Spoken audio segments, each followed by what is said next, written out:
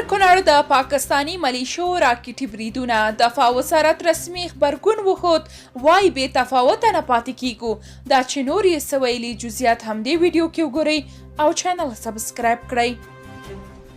د کونړ ولایت پر ځینو سیمو د پاکستانی ملیشو لخوا د توغندیو ویشتلو د راپورونو سره هممهاله د طالبانو د دفاع وزارت وایي چې پر افغانستان د ګاونډیو هیوادونو د یرغل او راکټي بریدونو په اړه به بې تفاوته پاتې نشي.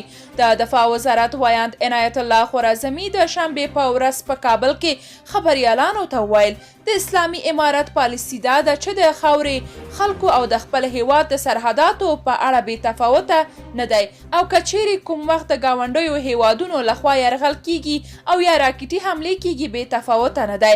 د کونړ ولایت ځینو اوسیدونکو نن شنبه امریکا غږ ته ویل چې پاکستانیو ملیشو د دغه ولایت په مروره، شلتن او سرکاڼو ولسوالیو توغندي ویشتلي دي.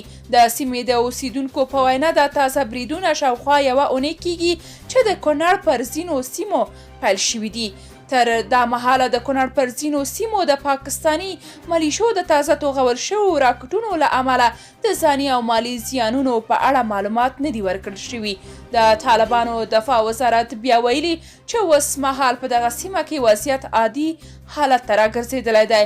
د دغه وزارت ویان ټینګار کړی چې طالب سرتیرو د ګاونډیو هیوادونو ټولې تعریضي او راکټي بریدونو ته بالمثال جواب ورکړی دی.